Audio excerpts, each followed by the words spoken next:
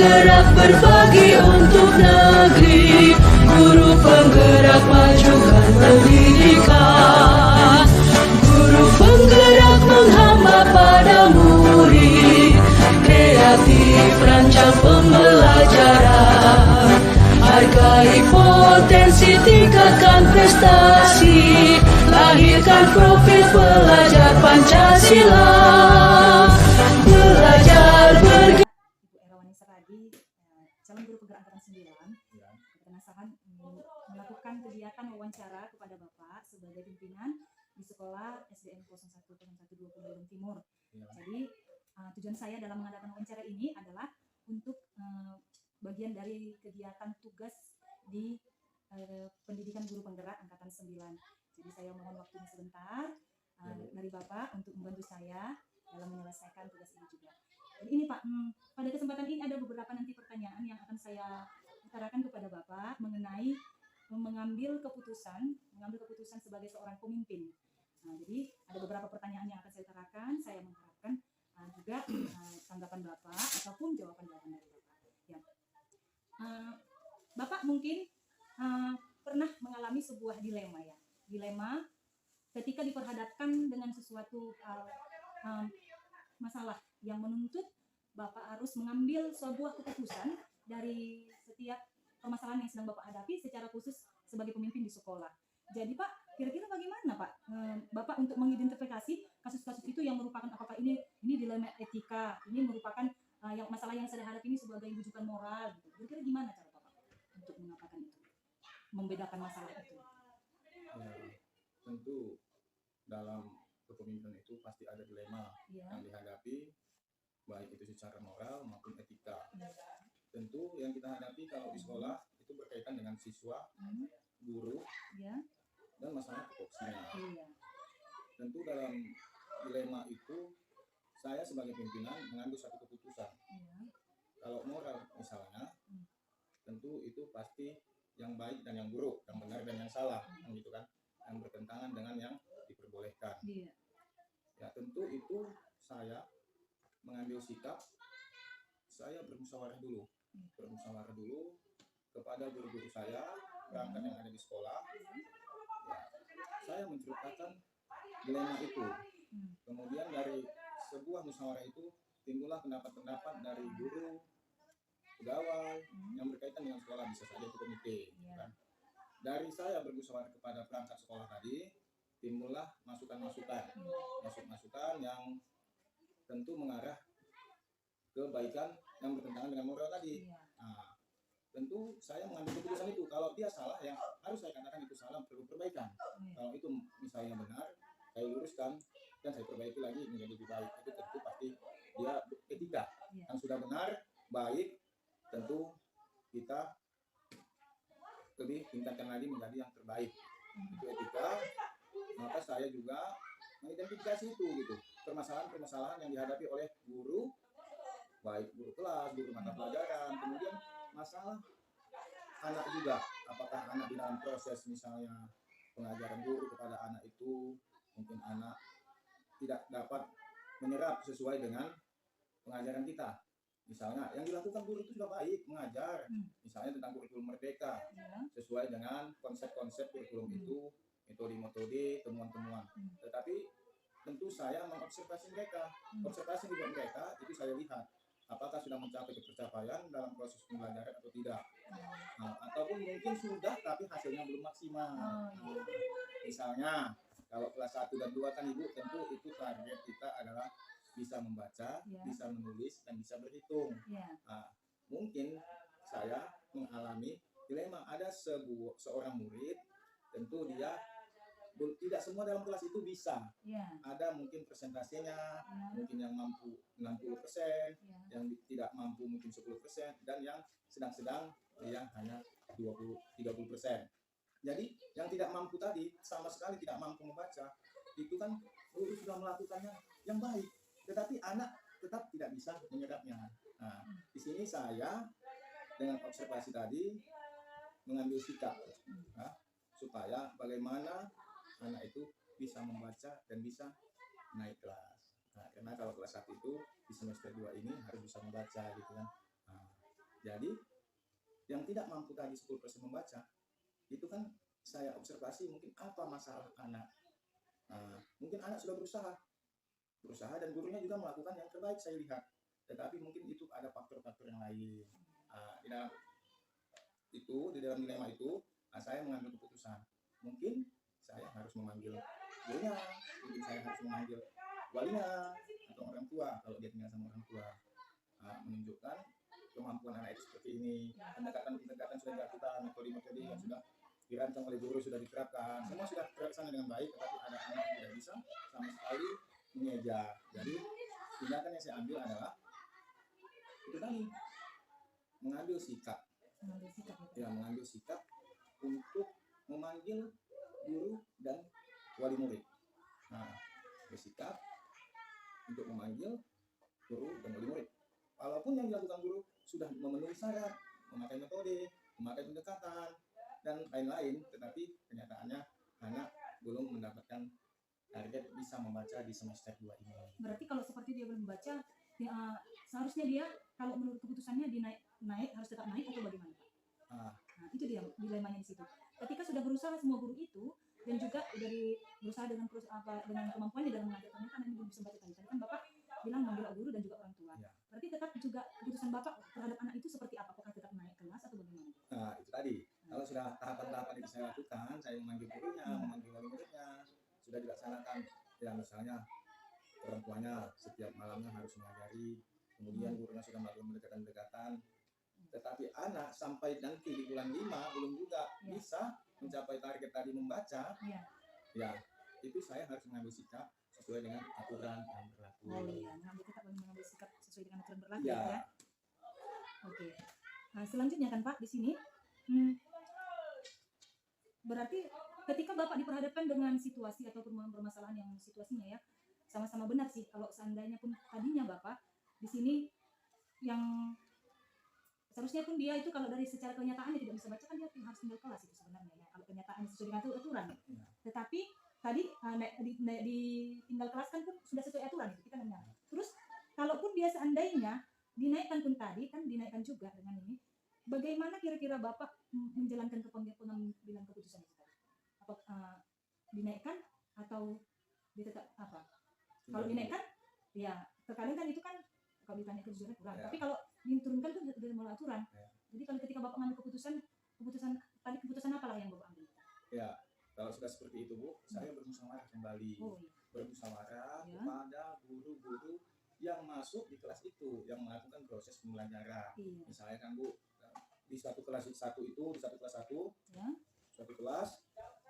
masuk guru pendidikan jasmani. Kemudian ada juga pendidikan agama dan budi pekerti. Juga ada pendampingnya yaitu pembelajaran bahasa Inggris. Nah, ini dan guru-guru yang lain. Di sini kami melakukan rapat atau katakan musyawarah tentang keadaan anak. Apakah yang harus kita lakukan kepada anak ini? Sementara tadi sudah melakukan proses pendekatan dengan metode gurunya sudah mengajar, dengan memanggil wali muridnya, melakukan bantuan di rumah kepada anaknya belajar. Tetapi akhirnya juga anak belum bisa membaca. Nah, di sini saya mengambil sikap. Di situ kan ada moral, ada moralnya Bu, dan ada etika. Yang seharusnya ketentuan namanya belum bisa membaca, mengeja, tentu anak tinggal. Itu aturannya. Tetapi kita bermusyawarah tadi. Apakah dengan tinggalnya anak membuat itu menjadi lebih baik atau sebaliknya? Karena kalau anak yang tinggal ini banyak beban moral yang dirasakannya. Banyak beban moral yang dirasakan anak tadi. Kenapa? Karena kalau dia tinggal kelas selama 1 tahun anak Bu sudah berkomunikasi, sudah bermain, sudah bercanda, banyak hal yang sudah dilakukan dengan warga kelas itu. Jadi bagaimana kalau kita tinggalkan Bu? Sementara warga kelas teman-temannya tidak naik di kelas 2, dia tetap tinggal di kelas 1. Itu kan dia Bu merasa beban moral itu bagaimana gitulah kan? Maka kami bermusyawarah atas kerjasama guru. Ini masing-masing mengeluarkan pendapat. Jadi keputusannya Bu, pada saat itu kami bermusyawarah anak ini sebaiknya dinaikkan. Berarti dengan kata lain prosedur langkah-langkah yang Bapak lakukan sudah tadi memanggil guru dan masuk ke musyawarah. Tetapi yang musyawarahkan untuk mengambil keputusan bersama dengan rekan guru juga dengan beberapa pertimbangan memikirkan moral si anak, Iya. moral si anak seperti itu ya Iya. maksudnya Pak. Jadi ketika mengambil keputusan itu Pak, kira-kira ada nggak tantangan yang Bapak hadapi gitu? Tentu ada Bu, Hmm. tentu pasti ada. Ya, Ya dinaikkan sebaiknya dengan musyawarah ya Bu. ya, Ya tentu di situ ada dilema juga di dalam hati. Tetapi saya selaku pimpinan harus mengambil keputusan, harus Iya. bersikap mengambil keputusan yang mana yang lebih baik untuk siswa, orang tuanya, juga sekolah. Hmm. Itu kita pikirkan Bu ya. Kalau dia tinggal, saya pikirkan kalau dia tinggal tentu menjadi beban bagi dia. Iya. Karena kenapa Bu? Karena tadi kan sudah ada pendekatan-pendekatan, metode-metode, mungkin dengan dipanggilnya wali murid atau orang tuanya, Ya. dia sudah berusaha di rumah, itu kan sudah cukup upaya dan usaha Bu. Iya. Jadi sebaiknya ya harus naik. Ya kalau dilema ditanya, ya di situ ada etika. Saya harus mengambil keputusan dari tindakan yang sudah dilakukan guru, sudah dilakukan oleh muridnya atau orang tuanya. Semua sudah benar Bu. Iya. Semua sudah benar, semua sudah baik, gurunya sudah benar, sudah baik, orang tuanya punya rumah seperti itu, sudah baik, sudah benar. Tetapi saya di situ mempertimbangkan etika dan saya mengambil sikap bahwa ini harus naik si anak ke kelas 2. Berarti kalau misalnya tadi dalam menyelesaikan permasalahan itu sebelum mengambil keputusan itu, adakah kira-kira jadwal ataupun waktu yang Bapak tetapkan untuk apa itu? Apakah misalnya buatkan jadwal rapat untuk menyelesaikannya atau seperti apa gitu? Kalau kami Bu ya, tentu setelah ujian Ya. semester atau ujian akhir pembelajaran, itu kami kan ada waktu 1 minggu. Ya. Ada satu minggu atau bahkan 10 hari mungkin kan yang biasanya Ya. untuk pengisian rapor. Ya. Jadi dari pengisian rapor itu tadi 3 hari, yang keempat harinya itulah saya panggil guru, kami rapat atau musyawarah apa masalah-masalah yang dihadapi rekan-rekan guru ini. Dari mulai dari kelas 1 sampai kelas 6, dari mata pelajaran pendidikan agama dan budi pekerti, dari pelajaran bahasa Inggris, kemudian dari pelajaran agama. Mereka guru ini mengeluarkan pendapatnya. Yang pertama ya guru kelas, kemudian guru mata pelajaran. Itulah Bu. Oh iya, berarti tadi adalah seperti sesudah selesai ujian di akhir semester itu kan kita akan menaikkan mau ada kegiatan apakah anak ini naik kelas atau turun kelas Ya. apa tinggal kelas. Ya, kelas. Disitulah momen rapat itulah Bapak membuat rapat seperti itu ya, Ya. untuk memutuskan itu ya. Ya, setelah Iya. tahu nilai-nilai anak Iya, tadi, setelah- 3 hari atau 2 hari Bu paling cepat. Oh iya, 2 hari paling setelah cepat. ujian gitu ya. Ya, setelah ujian kemudian 3 hari paling lama. Oh iya. Jadi keempat harinya kami mengadakan musyawarah. Iya, iya. Jadi yang saya tangkap tadi dari penjelasan Bapak, faktor-faktor yang Bapak lakukan untuk mempermudah atau membantu Bapak dalam mengambil keputusan itu adalah dengan membawakannya ke forum rapat bersama dengan guru. Iya. Seperti itu ya. Iya. Ketika Bapak dalam mengadakan dilema yang besar tadi yang sulit sih untuk mengambil keputusan Iya. sendiri, maka Bapak dibantu dengan rekan-rekan guru ya. Iya, Pak? musyawarah, Bu. Musyawarah ya. Iya, musyawarah. Karena ini kan Bu, semua warga sekolah ini dilibatkan gitu loh. Warga Oh, sekolah iya. ya tidak hanya guru kelas 1 kepala kelas 1, tetapi guru kelas 6 juga kepala guru kelas 1 gitu loh. Iya, Pak. Jadi dengan dukungan ataupun dengan pendapat-pendapat dari rekan guru bisa membantu Bapak untuk memutuskan segala sesuatu. Iya, benar Bu. Iya, jadi ketika memutuskan segala sesuatu itu dari antara banyak guru, itu kira-kira seperti apa Bapak harus memutuskan itu?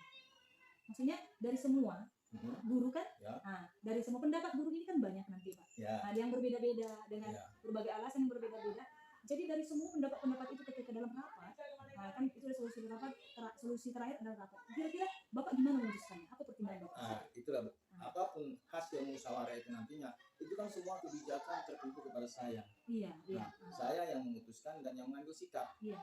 Mereka mengeluarkan pendapatnya, saya saring lah Bu. Kan Iya. di sini. Mana yang terbaik dari yang baik tadi? Oh iya. Mana yang terbaik dari yang baik? Iya. Nah, itulah menjadi satu keputusan saya ambil. Tetapi saya yang menentukan sikapnya. Oh, iya. Mereka rekan mengeluarkan pendapat, tentu pendapat-pendapat yang baik tadi kita musyawarah. Oh, yang terbaik ini. Saya lempar itu kepada guru. Ini yang terbaik, Ibu bagaimana? Ya. Apakah mereka setuju atau tidak? Saya lempar kembali kepada forum. Setuju iya. Pak, setuju. Maka itulah jadi keputusan musyawarah. Gitu. Berarti mengambil keputusan yang terbaik dan tentunya di sini sangat berdampak kepada hal yang kepentingan yang banyak lah ya, Pak, ya. Iya, Bu. Bukan kepentingan pribadi Bapak Bukan saja ya kan? kepentingan saya. Ya, tetapi tetap mengutamakan kepentingan kelompok atau Iya, warga di sekolah. sekolah. Nah, warga sekolah. Oh, iya benar-benar. Jadi Pak, dari semuanya kegiatan kita pembelajaran ataupun pengambil keputusan yang Bapak lakukan, ya kan? Pembelajaran apalah yang bisa Bapak sampaikan ketika mengambil keputusan itu aja? Pembelajaran apa? Misalnya apakah dalam bentuk kalimat ya kalau mengambil keputusan yang seperti ini. Nah, maksudnya kalau Bapak kira-kira pembelajaran apa yang Bapak ambil, yang Bapak petik dari pengalaman Bapak mengambil keputusan? Pembelajaran apa sebenarnya? Pengalaman saya mengambil keputusan itu tuh ada proses ataupun langkah ataupun tahapan dari mulai titik masalah. Nah, dari titik masalah itu ada tindakan-tindakan untuk mengarah yang lebih baik tadi. Misalnya anak belum bisa baca, langkah-langkahnya apa? Pendekatan guru kepada anak sudah dilakukan, pendekatan guru kepada wali muridnya atau orang tua sudah dilakukan. Semua sudah dilakukan tahap-tahapan yang menurut saya, dengan saya juga belajar dari mungkin pendapat-pendapat ataupun pendekatan-pendekatan dari metode-metode pada ahli mungkin ya di SD. Nah, itu saya lakukan. Setelah dilakukan oleh guru, maka dari hasil dari yang dilaksanakan tadi tahapan-tahapan itu tadi baru kita ambil keputusan. Pembelajaran apa saya dapat di situ? Saya harus mengambil sikap tadi, sikap ketegasan dalam pengambilan keputusan yang terbaik. Nah, ini penuh dengan tantangan, Bu. Karena di situ bisa saja pendapat kita berbeda dengan guru, pendapat kita berbeda dengan guru yang lain, guru kelasnya guru yang lain. Iya. Berarti pembelajaran yang Bapak dapatkan dari setiap Bapak mengambil keputusan itu tidak hanya diambil sebegitu saja cepat, tetapi ada prosesnya. Pak. Kita dalami dulu, Bapak mendalami masalahnya dulu apa, terus Bapak menemukan langkah-langkah solusi apa, dengan sesuai bertahap. Selanjutnya sesudah dilakukan tahap-tahapan itu belum dapat menghasilkan keputusan yang berdampak kepada yang terbaik, maka diadakanlah permusyawaratan dan diambil sikap ketegasan mengambil keputusan yang terbaik demi kepentingan sekolah. Seperti itu ya Pak ya. Ya, jadi Pak terima kasihlah untuk setiap bincang-bincang kita, wawancara kita di siang hari ini. Saya senang bisa berbicara ataupun mengambil pengalaman dari Bapak bagaimana mengambil keputusan itu. Ternyata keputusan itu diambil tidak begitu terburu-buru, tetapi tetap Bapak mengambilnya dan tidak juga secara otoriter, namun tetap mengutamakan kepentingan orang banyak. Ya, jadi itulah yang saya dapatkan dari penjelasan Bapak.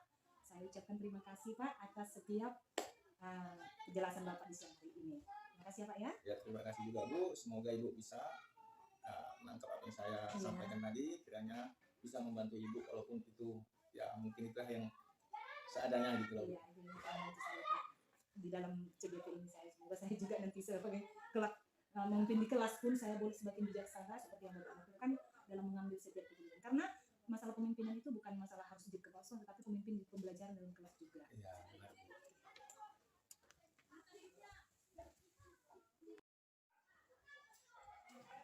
Selamat siang Pak Bambang. Siang Bu. Ya, terima kasih atas waktu Bapak dulu untuk di siang hari ini. Saya mohon izin saya wawancarai Bapak tentang bagaimana Bapak mengambil sebuah keputusan ketika dalam posisi dilema dan Bapak mengambil keputusan sebagai seorang pemimpin di sekolah yang Bapak pimpin sekarang ini. Kira-kira Bapak bagaimana kira-kira cara Bapak untuk mengidentifikasi kasus-kasus atau masalah yang merupakan dilema etika atau bujukan moral? Gimana caranya? Kalau bujukan moral itu dia udah pasti bertentangan dengan norma-norma atau aturan-aturan yang bertetap. Dan kalau dia dilema etika itu dia lebih ke sifat kebajikan, kemanusiaan. Nah, itu pasti dia ke dilema etika. Jadi ketika mengambil satu keputusan, bagaimana Bapak menjalankan pengambilan keputusan di sekolah Bapak, terutama untuk kasus-kasus di mana ada dua kepentingan yang sama-sama benar atau sama-sama mengandung nilai kebajikan? Kalau saya ada hal seperti itu, tentu yang pertama saya lakukan adalah meninjau kultur sosial di sekolah itulah. Kultur sosial di sekolah itu seperti apa, kemudian meminta pendapat dari rekan-rekan guru, kemudian diambil keputusan yang paling benar lah, itu mendekati kebenaran atau tidak merugikan, tidak ada pihak yang dirugikan seperti itu. Oh ya, berarti kita tinjau dulu ya kultur kebiasaan di sekolah itu, Iya. kultur sekolah itu, terus ambil keputusan bersama dengan guru, ya kan? Apakah itu berlawanan dengan nilai kebajikan seperti Iya. itu ya? Jadi langkah-langkah seperti apa atau prosedur seperti apa yang biasa Bapak lakukan selama ini mengambil keputusan? Kalau dia langkah-langkah saya dalam mengambil keputusan, yang pastinya yang pertama itu tadi, yang pertama saya pasti minta pendapat dari rekan-rekan guru yang sudah berpengalaman tentunya dalam hal menghadapi masalah-masalah yang berhubungan dengan, apalagi yang berhubungan dengan murid. Iya, Jadi pasti saya meminta pendapat dari guru. iya. Kemudian saya juga tinjau dari segi sosial kultural di sekolah, di masyarakat. Kemudian saya tinjau dari segi kebermanfaatan lah mengambil keputusan itu. Meninjau manfaatnya Iya, ya. mengambil manfaatnya. Jadi kalau misalnya meninjau dari sosial kultural itu maksudnya seperti apa dia? Misalnya begitu, kalau di etika itu kan misalnya belum tentu hal itu baik di daerah saya, kebetulan saya di sekolah di lain dari daerah saya, belum tentu itu baik di daerah saya, belum tentu itu juga baik di sekolah yang saya tinggali, yang saya tugaskan, yang saya ditugasi sekarang ini gitu. Iya. Misalnya contohnya misalnya adalah masyarakat ya gitu ya, yang protes misalnya terhadap kegiatan sekolah, misalnya ada kegiatan ekstrakurikuler di sekolah yang dimana ada protes dari masyarakat. Nah, gitu. Tentu saya akan tinjau dari segi apa mereka protes, nah gitu ya, misalnya atau dari segi kegiatannya atau dari segi waktunya gitu. Karena kan kalau ekstrakurikuler di semua daerah tentu orang tua wali murid pasti mendukung kan. Iya. Nah, tapi ada juga ada kalanya di satu masyarakat itu tidak mendukung ekstrakurikuler. Nah, makanya tadi itu saya lihat sosial kultural masyarakatnya gitu. Oh iya. Cara pandangnya, kemudian cara menanggapi suatu gerakan atau suatu kegiatan di sekolah kan beda-beda sudut pandang masyarakat itu. Berarti dengan melihat kultur, dengan bermusyawarah dan meninjau manfaatnya itu merupakan langkah yang efektif ya Pak dalam mengambil keputusan dalam situasi kasus yang dilema ya Pak ya. Jadi ketika Bapak mau mengambil keputusan, kira-kira ada nggak tantangan yang dihadapi pada saat kasus itu yang dalam posisi dilema? Ya banyak tantangannya, terutama dari kalau dia berhubungan dengan murid, kita harus berhadapan dengan tiga kepentingan, yaitu guru, murid, dan orang tua. Dalam ketika pengalaman saya mengambil keputusan, kadang-kadang keputusan saya itu kadang-kadang agak bukan memberatkan sih, memang agak ada guru yang kurang setuju atau orang tua yang kurang setuju, itu suatu tantangan. Iya. Jadi sebelum menghadapinya itu, mengatasinya ya tetap berdialog lah gitu, berdialog dengan kepala dingin, hati terbuka gitu. Kalau dia dengan dialog dengan berkepala dingin, dengan hati terbuka, pasti itu solusi yang diambil itu pasti akan menguntungkan ke semua pihak lagi, tidak ada yang dirugikan atau tidak akan ada yang tersakiti lagi. Iya, berarti tantangannya bisa saja kalau kita ambil keputusan itu faktor dari guru, orang tua dan juga siswa ya kan. Oke. Jadi kira-kira dalam menyelesaikan tantangan itu ataupun masalah itu tadi, ada nggak kira-kira jadwal untuk menyelesaikannya gitu? Biasanya yang menjadwalkan itu kalau ya pengalaman saya itu masalah itu kan timbul biasanya dari kelas gitu. Iya. Biasanya yang membuat jadwal itu guru, kemudian guru berkomunikasi dengan saya, Pak tanggal sekian hari sekian ada orang tua yang mau kita jumpai atau kita akan berdiskusi, seperti itu. Oh iya. Itu dari guru ya kan, berarti ada tahapan-tahapan di dalamnya. Oh seperti itu. Jadi Pak, kira-kira faktor-faktor apa yang bisa mempermudah yang selama ini ya, yang mempermudah Bapak, membantu Bapak dalam mengambil keputusan dalam situasi kasus yang dilema, gitu, yang dilema etika. Ya, hal-hal yang memudahkan saya dalam mengambil keputusan itu yang pertama itu adalah karena seringnya komunikasi antara wali murid dengan guru. Gitu. Jadi wali murid dengan guru ini tidak ada kecanggungan atau tidak ada rasa gimana gitu dalam berkomunikasi.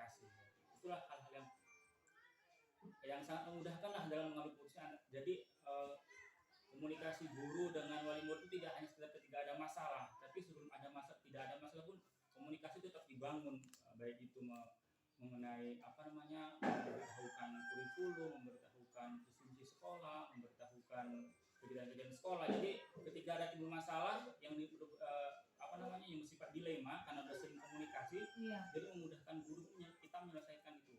Berarti komunikasi itu ya, kita jalin terus komunikasi antara guru, antara murid. Jadi ketika ada suatu masalah yang menurut Bapak itu dilema etika, itu kan mempermudah Bapak mengambil sebuah keputusan gitu. Yang walaupun keputusan itu bukan berdasarkan kepentingan kita, tetapi tetap mempertimbangkan kepentingan-kepentingan dari guru atau murid di sekolah ya Pak ya. Oke Pak, jadi dari semua hal pengalaman Bapak lah, dari semua hal pengalaman Bapak tadi dengan meninjau kultur atau yang mengadakan musyawarah seperti itu dalam mengambil keputusan, kira-kira ketika mengambil pembelajaran apa yang bisa Bapak ambil dari kegiatan pengalaman Bapak mengambil keputusan? Pembelajaran apa gitu? Pembelajaran yang saya bisa ambil adalah kita pihak sekolah itu harus aktif berkomunikasi dengan semua pihak yang ada di sekolah, baik itu wali murid, murid sendiri, guru, dan komite sekolah, kemudian pemerintah juga. Nah, kita itu harus senantiasa aktif lah berkomunikasi terhadap pihak-pihak yang sekitar sekolah kita. Oh, berarti komunikasi itu intinya saya ambil dari Bapak tadi, tetap jalin komunikasi ya. Karena dengan komunikasi kita tidak merasa canggung dengan orang, dengan kawan kita guru, dan juga dengan wali murid. Jadi ketika ada masalah kita pun lebih mudah untuk memecahkan masalah dan mengambil suatu keputusan. Ya, jadi itulah ya Pak ya. Saya terima kasih Pak atas berbagi pengalamannya, atas menyelesaikan sebuah permasalahan ataupun mengambil keputusan dalam situasi yang dilema. Nah, saya juga dapat belajar dari Bapak, dari pengalaman Bapak dalam mengambil sebuah keputusan. Baik nanti saya akan di kelas sebagai pemimpin pembelajaran, saya bisa lebih bijaksana lagi mengambil sebuah keputusan. Jadi itu saja Pak untuk siang hari ini wawancara kita. Terima kasih atas waktu Bapak, terima kasih atas kesediaan Bapak untuk saya wawancarai untuk siang hari ini. Sama-sama. Cepatnya.